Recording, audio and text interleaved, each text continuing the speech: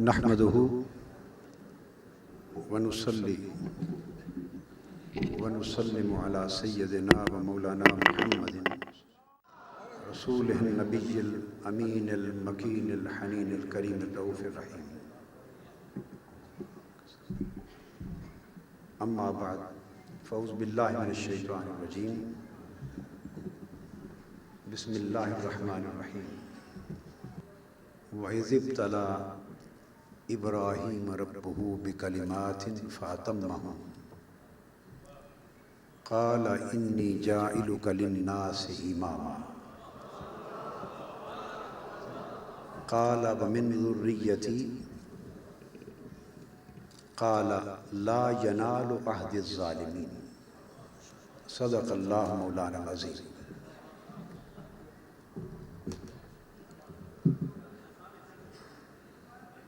میزبان مجلس علامہ مشتاق حسین جعفری صاحب، جملہ علماء کرام، معزز مقررین اعظام، حاضرین گرامی قدر اور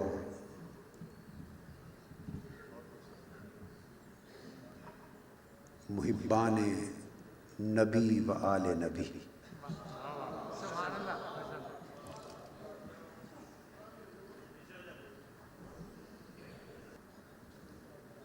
میں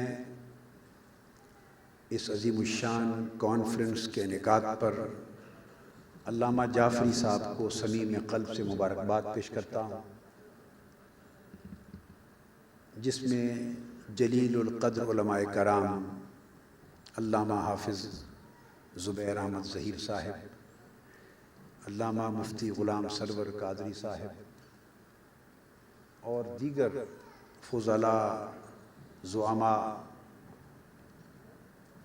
شعراء اور اہل فکر و دانش انہوں نے خطاب کے لیے اور اظہار خیال کے لیے جمع کیے۔ میں نے سورہ بقرہ میں سے سیدنا ابراہیم علیہ السلام کے حوالے سے ایک آیہ کریمہ کا حصہ آپ کے سامنے تلاوت کیا ہے، جس میں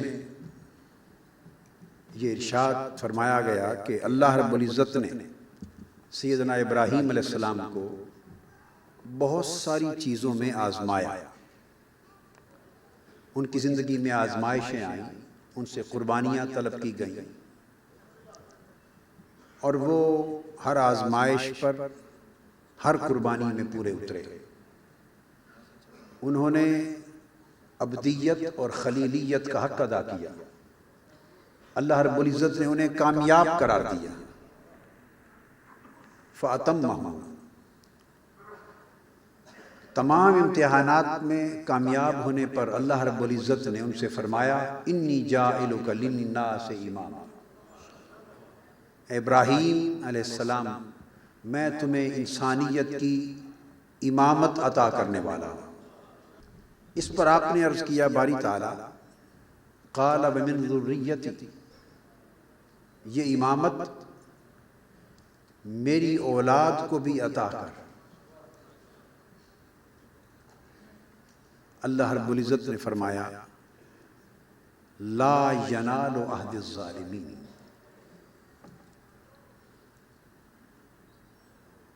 کہ آپ کی اے ابراہیم تمہاری ذریت اور تمہاری اولاد کو بھی امامت سے نوازوں گا، مگر یہ شرف امامت کسی ظالم کو نصیب نہیں ہوگا۔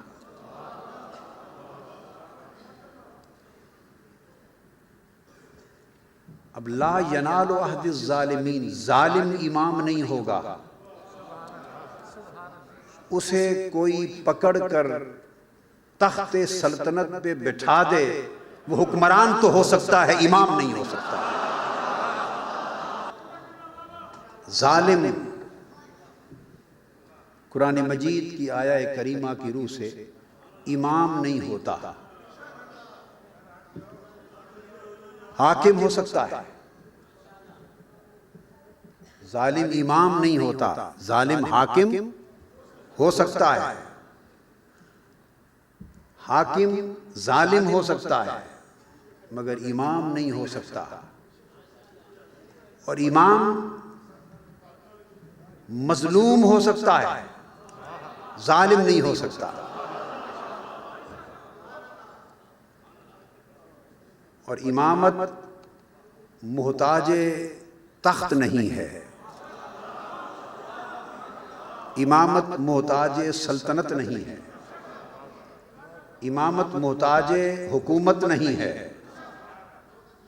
جس کو عہد الہی پہنچ گیا وہی امام ہے، خواہ وہ تخت پر بیٹھے یا فرش پر بیٹھے۔ تو فرمایا کہ امامت آپ کی اے ابراہیم، آپ کی ذریت اور اولاد کو دوں گا، مگر یہ عہد امامت کسی ظالم کو نصیب نہ ہوگا۔ پھر سیدنا ابراہیم علیہ السلام کی ذریت دو نسلوں میں چلی، اسحاق علیہ السلام کی اولاد سے اور اسماعیل علیہ السلام کی اولاد سے۔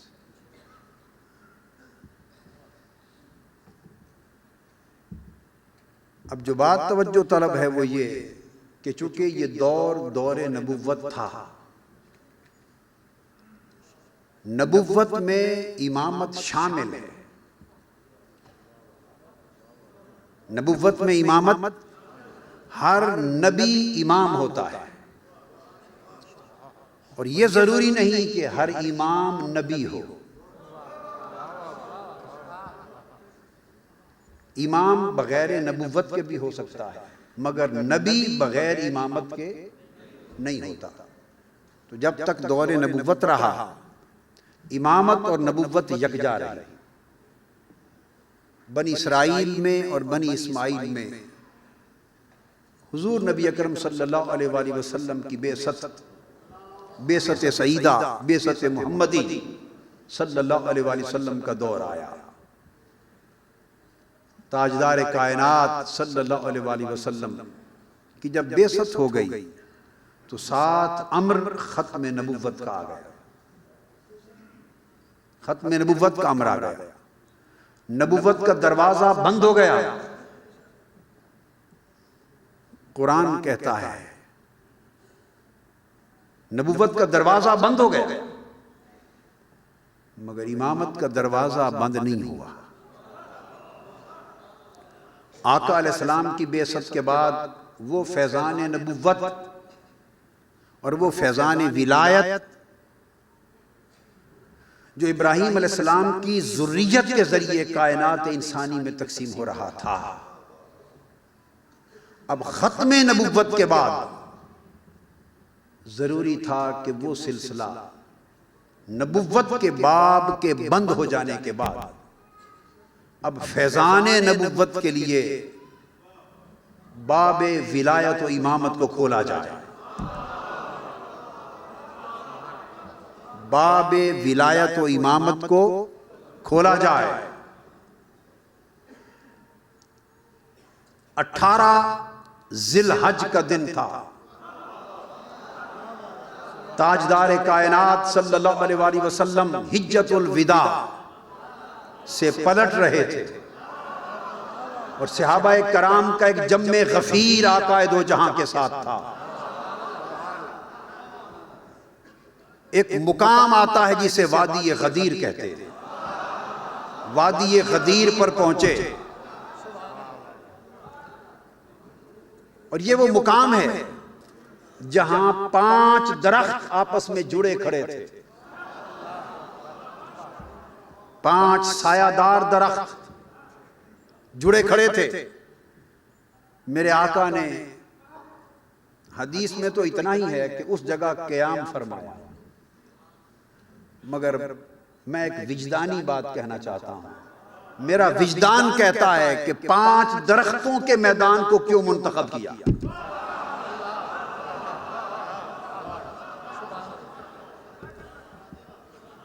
اس جگہ قیام کیا، نماز ظہر ادا فرمائی، صحابہ کرام نے چادریں تان لی، سخت گرمی کا دن تھا، سایہ فگن ہو گئے۔ نماز ظہر ادا کرنے کے بعد تاجدار کائنات کھڑے ہو گئے، قیام فرما ہوئے، اور آپ نے ارشاد فرمایا لوگوں مجھے محسوس ہو رہا ہے کہ میرا وقت رخصت قریب آ گیا ہے۔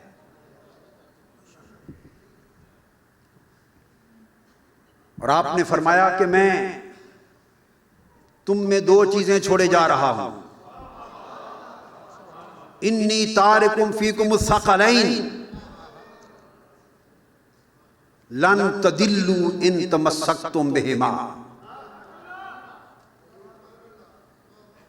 میں تم میں دو چیزیں چھوڑ کے جا رہا ہوں، اور اگر تم ان دونوں کا دامن تھام لوگے تو کبھی گمراہ نہیں ہوگے، کبھی گمراہ نہیں ہوگے۔ آقا علیہ السلام نے فرمایا وہ دو چیزیں، یہ اعلان ہے غدیر خم کے مقام کا۔ آقا علیہ السلام نے فرمایا وہ دو چیزیں کیا ہیں؟ فرمایا کتاب اللہ و اہل بیتی عترتی۔ ایک فرمایا یہ توجہ طلب بات ہے کہ ایک چیز اللہ نے دی، ایک میں دے رہا ہوں، ایک کتاب دے رہا ہوں وہ اللہ نے دی، ایک اپنی اہل بیت اور عترت دے رہا ہوں وہ میں نے دی۔ اشارہ اس امر کی طرف تھا اہل بیتی و عترتی کہہ کر کہ جو دامن خدا کو تھامنا چاہتا ہے وہ اس کی کتاب کو تھام لے، جو دامن مصطفیٰ کو تھامنا چاہتا ہے وہ میری اہل بیت کو تھام لے۔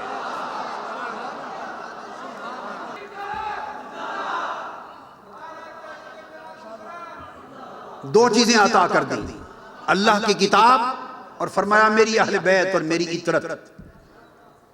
اور یہ اعلان فرمانے کے بعد آقا علیہ السلام نے صحابہ کرام کے جمع غفیر سے پوچھا تم جانتے ہو کہ انی اولا بالمؤمنین من انفسہم،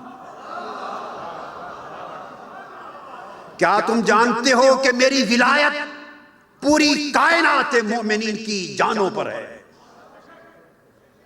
صحابہ کرام نے جواب دیا بلا یا رسول اللہ، حضور ہم جانتے ہیں اور جانتے نہیں مانتے ہیں۔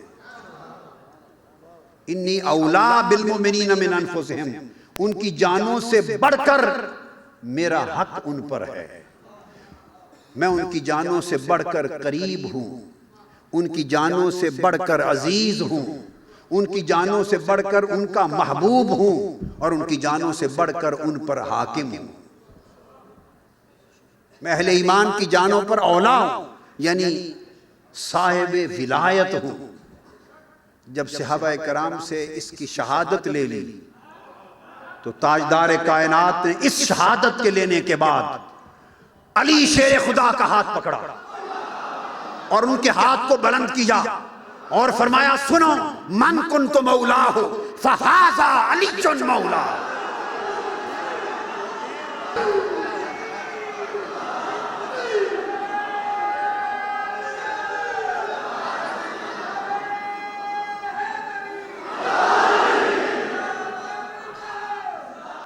یہ بات اس لیے کہہ رہا ہوں کہ آج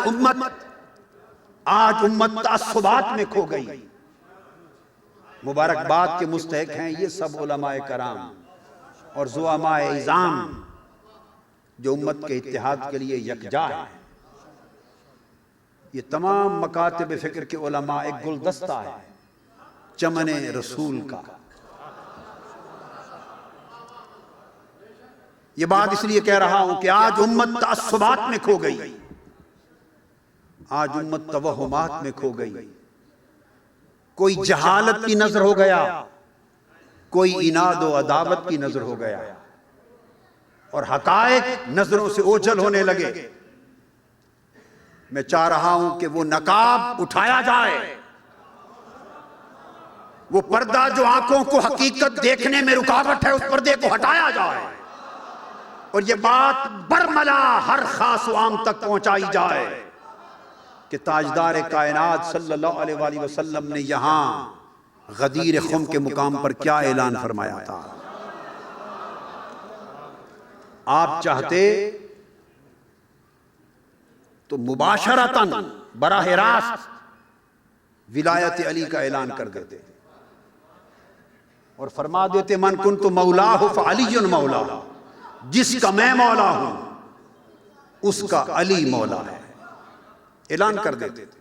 مگر نہیں، ولایت علی کے اعلان سے قبل مصطفیٰ نے ولایت نبی کا اعلان کیا، انی اولا بالمؤمنین من انفسہم، اور سب اہل ایمان سے اس بات کی شہادت کرائی کہ کیا ولایت محمد پر ایمان رکھتے ہو؟ سب نے کہا رکھتے ہیں۔ حدیث پاک میں ہے 3 بار پوچھا، کیا میری ولایت پہ ایمان رکھتے ہو کہ میری ولایت کا تخت تمہاری جانوں پر قائم ہے؟ آقا قبول کرتے ہیں۔ 3 بار ولایت محمدی کا اعلان کروا لینے کے بعد اب ولایت علی کا اعلان کیا اور فرمایا من کنت مولاہ فعلی مولاہ، میری ولایت کو اپنی جانوں پر قبول کرنے والوں سن لو کہ جس کا میں مولا اور ولی ہوں، آج کے بعد اس کا علی مولا اور ولی ہے۔ اس اعلان کا پیغام یہ تھا، یہ جملہ مکمل ہو لینے دے، اس اعلان میں پیغام یہ تھا جو میدان غدیر میں تاجدار کائنات نے شرح و بسط کے ساتھ پہنچا دیا کہ اگر کوئی علی کی ولایت کے انکار کا خیال دل میں لاتا ہے تو وہ سن لے کہ علی کی ولایت محمد کی ولایت ہے، جو علی کی ولایت کا منکر ہے وہ مصطفیٰ کی ولایت کا منکر ہے۔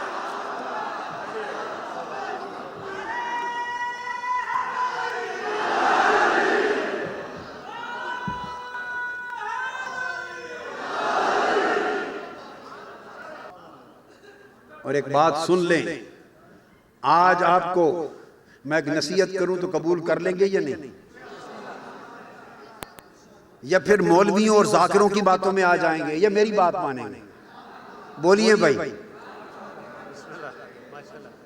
مولویوں اور ذاکروں کے چکر میں آ جائیں گے یا جو بات کہوں گا وہ مان لیں گے؟ سنیے، ولایت امامت ہے، خلافت اور ولایت میں کوئی جھگڑا نہیں۔ خلافت اور ولایت میں، بولیے پھر کہیے، خلافت اور ولایت میں کوئی جھگڑا نہیں، اس لیے کہ خلافت کا انتخاب صحابہ اور عوام نے کیا اور ولایت کا انتخاب خدا و مصطفیٰ نے کیا۔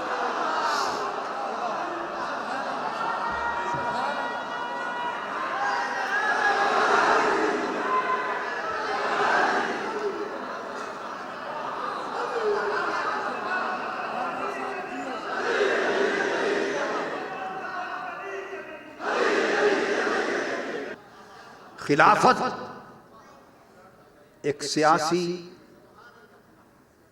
اور شورائی امر ہے۔ خلافت ایک سیاسی دینی، مگر دین کے 2 گوشے، دین کے، خلافت ایک سیاسی انتخابی اور شورائی امر ہے، اور ولایت وہ وہبی اور اجتماعی امر ہے۔ خلافت صحابہ کرام یا آج بھی اگر ہوگی تو عوام کے اجماع سے قائم ہوتی ہے۔ تاجدار کائنات نے اپنے بعد خلیفہ کے چناؤ کے لیے خلیفہ کا تقرر صحابہ اور عوام کی مرضی پر چھوڑ دیا، اپنے خلیفہ کا تقرر عوام پر چھوڑ دیا اور اپنے ولی کا تقرر خود فرما دیا۔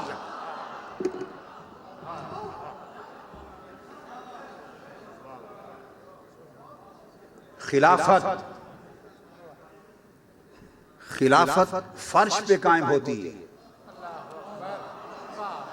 ولایت فرش سے عرش تک قائم ہوتی ہے۔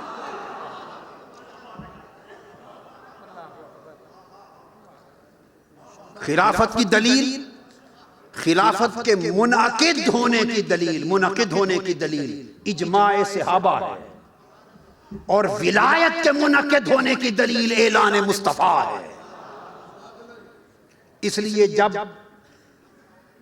خلافت کی بات کرتے ہیں تو سیدنا ابو بکر صدیق رضی اللہ تعالی عنہ وہ خلافت ظاہری میں بغیر شک کے تاریخ بتاتی ہے، اجماع بتاتا ہے۔ جب خلافت ظاہری کی بات کرتے ہیں تو وہ حضور کے خلیفہ بلا فصل ہیں، اور جب ولایت کی بات کرتے ہیں اور خلافت باطنی کی بات کرتے ہیں تو مولا علی شیر خدا مصطفیٰ کے امام برحق ہیں اور خلیفہ برحق ہیں اور خلیفہ بلا فصل ہیں۔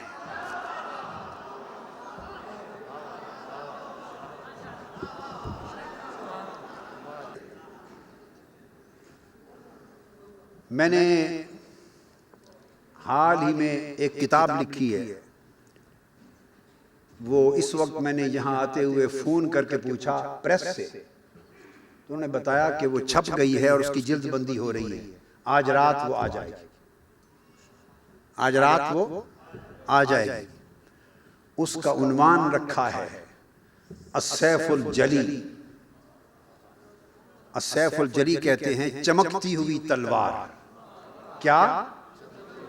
چمکتی ہوئی السیف الجلی علی منکر ولایت علی۔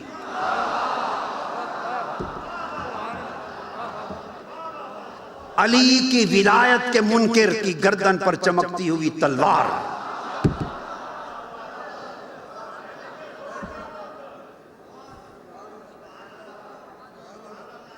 تاجدار کائنات صلی اللہ علیہ وآلہ وسلم نے اس امت کے لیے ظاہری اور باطنی دو خلافتوں کے راستے کھول دیے۔ ظاہری خلافت بطریق شورا، باطنی خلافت بطریق وہب۔ یہ وعدہ الہی لا ینال عہد الظالمین۔ باطنی ظاہری خلافت کے فاتح اول سیدنا صدیق اکبر، باطنی خلافت اور ولایت اور امامت کے فاتح اول، نبوت کا دروازہ بند ہوا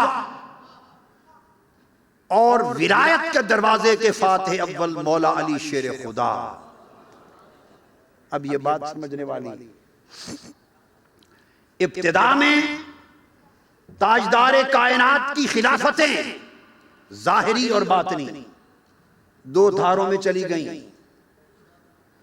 خلافت ظاہری کے فاتح حضرت صدیق اکبر ہوئے، اور خلافت باطنی جس کو امامت و ولایت کہہ رہا ہوں اس کے فاتح مولا علی شیر خدا ہوئے۔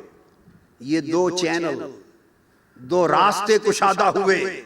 ابتدا ظاہری خلافت کی الگ فرد امت سے ہوئی، باطنی خلافت کی ابتدا الگ فرد امت سے ہوئی، مگر خدا کو یہ منظور تھا کہ جب امت کے اختتام کا وقت آئے گا، ابتدا میں خلافت ظاہری کا فاتح اور خلافت باطنی کا فاتح اور، مگر جب قیامت پر امت مصطفیٰ کے زمانے کے ختم ہونے کا وقت آئے گا تو ظاہری خلافت اور باطنی خلافت دونوں خلافتیں ایک شخص میں، ایک امام میں جمع کر دی جائیں گی۔ ظاہر کا خلیفہ بھی ایک ہوگا، باطن کا امام بھی ایک ہوگا، اور اس کا نام ہوگا امام محمد مہدی، امام مہدی، امام آخر الزمان۔ اس اہل بیت کی شان، قدر و منزلت اور رب کائنات کے انعام کا عالم دیکھیے کہ اس اہل بیت کو ولایت کا فاتح بھی اہل بیت سے، اور قیامت کے نزدیک ولایت و خلافت کا خاتم بھی اہل بیت سے۔ فاتح باپ علی ہے اور خاتم بیٹا مہدی ہے، اور فاتح ولایت کی ولایت و امامت کا اعلان بھی تاجدار کائنات نے خود فرمایا، اور خاتم ولایت امام مہدی کی آمد اور ان کی ولایت کے ختم کا اعلان بھی تاجدار کائنات نے خود فرمایا۔ اور میں یہ بات علی تحقیق، علی نصوص قطعیہ کی روشنی میں، احادیث نبوی متواترہ کی روشنی میں یہ بات کہہ رہا ہوں کہ جس طرح ولایت علی کا منکر ولایت محمدی کا منکر ہے، جب قیامت کا وقت آئے گا اس وقت ولایت و امامت مہدی کا منکر نبوت محمدی کا منکر ہوگا، اور امام مہدی کی تکذیب کرنے والا کافر کہلائے گا، کافر کہلائے گا۔ یہ اول تا آخر یہ نعمت ولایت اس رب کائنات نے حضور کی اہل بیت و عطرت کو عطا کر دی، اس اہل بیت مصطفیٰ اور عطرت مصطفیٰ کے سر خیر اور اس کے شہنشاہ امام حسین ہوئے، امام حسین ہوئے۔ اس پاکستان میں ایسے لوگوں کی بھی کمی نہیں، ایسے بدبختوں کی بھی کمی نہیں کہ جب کربلا کی بات ہوتی ہے تو کچھ لوگ یوں بھی کہہ دیتے ہیں چھوڑیے اس جھگڑے کو، یہ دو شہزادوں کا جھگڑا تھا۔ بدبختوں، تم نے دو شہزادے کہاں سے بنا دیے؟ یزید کیسے شہزادہ ہو گیا؟ بدبخت یزید کیسا شہزادہ ہو گیا؟ شہزادہ تو حسین ہے جس کو مصطفیٰ نے اپنے کندھوں کی سواری عطا کی۔ یزید اور اس کے پورے ٹولے کو مصطفیٰ نے امت کو ہلاک کرنے والا اوباش بےہودہ جوان قرار دیا تھا۔ اس بدبخت کے دور حکومت 60 ہجری کی آمد پر مصطفیٰ نے پناہ مانگی تھی۔ یہ بدترین دور تھا سیاسی تشدد اور ریاستی جبر کا، سیاسی جبر اور ریاستی دہشت گردی کا، اور امام علی مقام امام حسین وہ لا ینال عہد الظالمین کے تحت ومن ذریتی کے مصداق اتم ہوئے، وہ مصداق اتم ہوئے۔ اور امام علی مقام جن کو تاجدار کائنات صلی اللہ علیہ وآلہ وسلم نے یہ فرما دیا کہ الحسین منی وانا من الحسین۔ ایک بات یہ ایک پہلے ہوئی، کسی نے پیاری بات کہی مگر میں اس کو اور انداز سے کر رہا ہوں، چونکہ ولایت اور امامت حسین یہ نبوت مصطفیٰ کا مظہر ہے، اس لیے فرمایا حسین منی، حسین مجھ سے اور میں حسین سے ہوں۔ حسین مجھ سے ہے۔ باپ اگر بیٹے کو کہے، بابا بیٹے کو کہے کہ بیٹا حسین مجھ سے ہے تو یہ بات تو سمجھ میں آتی ہے، یہ بات تو سمجھ میں آتی ہے، مگر ساتھ یہ کہے کہ میں اس سے ہوں، میں بیٹے سے ہوں، انا من الحسین کہ میں حسین سے ہوں، یہ سرسری سا غور کرنے سے سمجھ میں نہیں آتی، تھوڑا تأمل کرنا ہوگا۔ اس میں پیغام یہ دیا جا رہا ہے کہ حسین مجھ سے ہے، اس کا مطلب یہ ہے کہ حسین کا مصدر میں ہوں، حسین کا مصدر میں ہوں، اور میں حسین سے ہوں، اس کا مطلب یہ ہے کہ میرا مظہر حسین ہے۔ جس نے حسین کی اصل کو دیکھنا ہو وہ مصطفیٰ کو دیکھے۔ مالی فصل اگاتا ہے نا، بیج بوتا ہے، پانی دیتا ہے، پھر فصل اگتی ہے، ہر کوئی کھاتا ہے، میں فصل اس معنی میں لے رہا جس پہ پھل پکتے ہیں اور ساری محنتوں ایک رنگ لاتی ہیں۔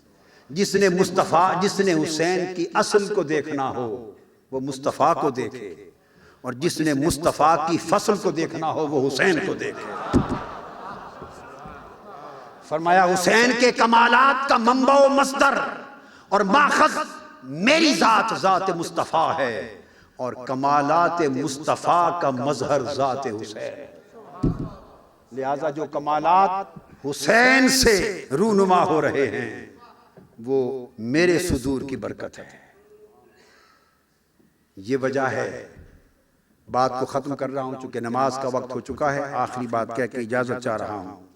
یہ وجہ ہے کہ تاجدار کائنات صلی اللہ علیہ وآلہ وسلم نے فرمایا اللہ میں حسین سے محبت کرتا ہوں اور تو بھی اس سے محبت کر، اور پھر تو ہر اس شخص سے محبت کر جو حسین سے محبت کرے۔ ایک سبق یاد رکھ لیں، یہ ہمارا عقیدہ اور ایمان ہے کہ مصطفیٰ محبوب خدا ہے، مصطفیٰ محبوب خدا ہیں، اور حضور نے فرمایا انی احب حسین، میں حسین سے محبت کرتا ہوں۔ تو مصطفیٰ محبوب خدا اور حسین محبوب مصطفیٰ ہے، حسین محبوب مصطفیٰ ہے۔ اس لیے اگر ایمان چاہتے ہیں تو بغیر حسین کے ممکن نہیں، اگر محبت مصطفیٰ چاہتے ہیں بغیر حسین کے ممکن نہیں، محبت خدا چاہتے ہیں بغیر حسین کے ممکن نہیں، قرب و معرفت خدا چاہتے ہیں بغیر حسین کے ممکن نہیں۔ اس لیے مصطفیٰ کے گلشن میں، محبتوں کے گلشن میں، عقیدتوں کے گلشن میں، ایمان کے گلشن میں، معرفت کے گلشن میں، حضور کے باغ میں اول بھی حسین ہے، آخر بھی حسین ہے۔ اس لیے آقا نے حسن اور حسین کو کندھوں پر اٹھا لیا۔ سیدنا عمر فاروق رضی اللہ تعالیٰ عنہ روایت کرتے ہیں، فرماتے ہیں سیدنا فاروق اعظم رضی اللہ تعالیٰ عنہ، یہ بات بھی سننے والی کہ تعلق کا عالم کیا تھا، عظمت حسین کی ہے، بیان حضرت عمر فاروق کر رہے ہیں۔ ہم نے جھگڑے بنا دیے، ہم نے جھگڑوں سے دین سلامت نہیں ہوگا، قربتوں سے دین سلامت ہوگا۔ سیدنا فاروق اعظم روایت کرتے ہیں، آگے بیان کرتے ہیں خود کہ میں نے جب دیکھا حسن حسین شہزادوں کو مصطفیٰ کے کندھوں پر سواری کرتا، خود واقعہ بیان کرتے ہیں، میں نے عرض کیا آقا خوش نصیب ہیں حسن حسین، کیسی اچھی سواری ہے، کیسی اچھی سواری ہے۔ اور سیدنا صدیق اکبر بھی یہاں، صدیق اکبر سے بھی مروی ہے، تاجدار کائنات نے فرمایا ایک موقع پر ابو بکر اور دوسرے مقام پر فرمایا عمر، دونوں کے بیان فرمایا کہ تم سواری کو دیکھتے ہو، یہ نہیں، یہ مجھے کیوں نہیں کہتے کہ کیسے اچھے سوار ہیں۔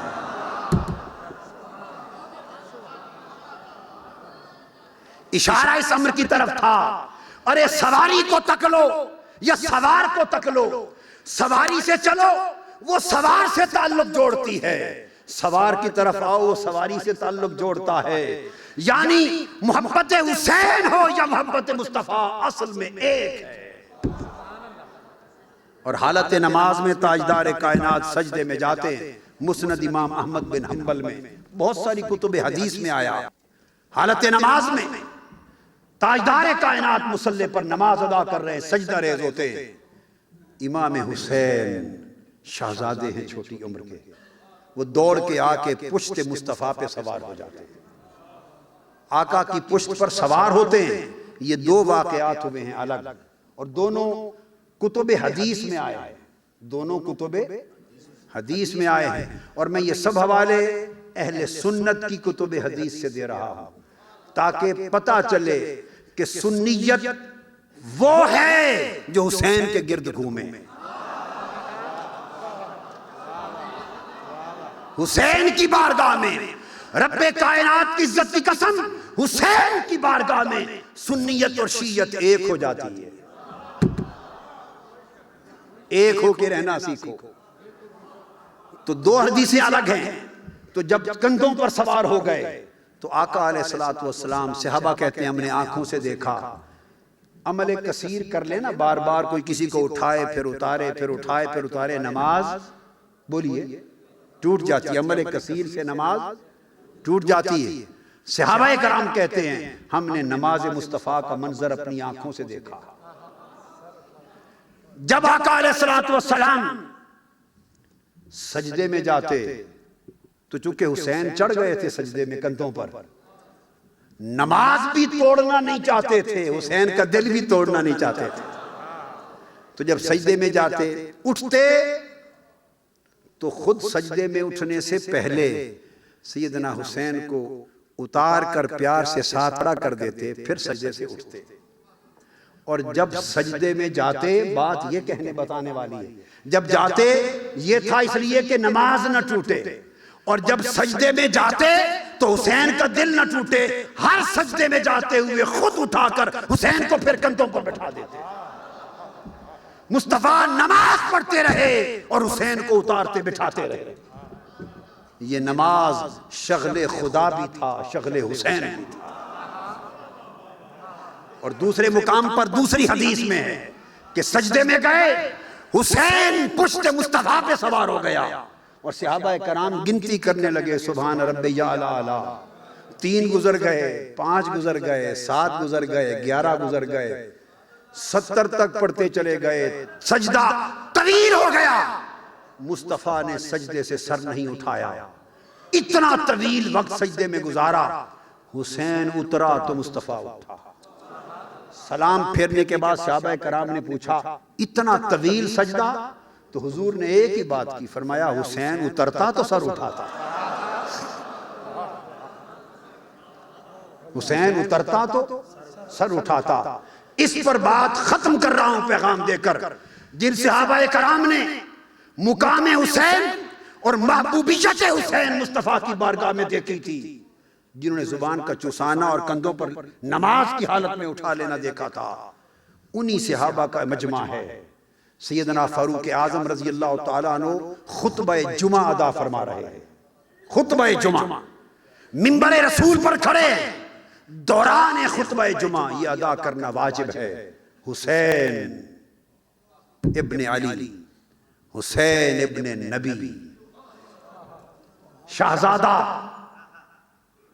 اور سن لیں، میں صرف 2 ہی شہزادے مانتا ہوں اور کسی کو شہزادہ نہیں مانتا، ایک حسن ہے ایک حسین ہے، باقی سب دعوے لغو ہیں۔ حسین ابن علی مسجد نبوی میں آئے، جب وہ شہزادہ مسجد نبوی میں آتا ہے، سیدنا عمر فاروق نے خطبہ جمعہ کا روک دیا، منبر نبوی سے نیچے تشریف لے آئے، بڑھ کر حسین کو اٹھا لیا، اٹھا کے گود میں بٹھا کر پھر خطبہ شروع کیا۔ صحابہ کرام نے پوچھا امیر المومنین آپ نے واجب توڑ دیا، آپ نے واجب توڑ دیا، خطبہ جمعہ چھوڑ کر اتر کے حسین کو اٹھا لیا، وجہ کیا ہے؟ آپ سیدنا فاروق اعظم نے فرمایا لوگو میں تمہارے واجب کو تکتا یا مصطفیٰ کے فرض کو تکتا؟ تم خطبہ جمعہ کی بات کرتے ہو، میں نے مصطفیٰ کے سجدے دیکھے ہیں حسین کو اٹھا کر کرتے ہیں۔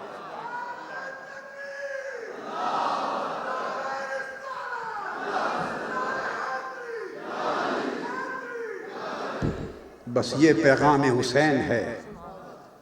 عظمت حسین کے ماننے والوں، آج حسین کی روح ایک نئے معرکہ کربلا کو بپا کرنے کی آواز دے رہی ہے۔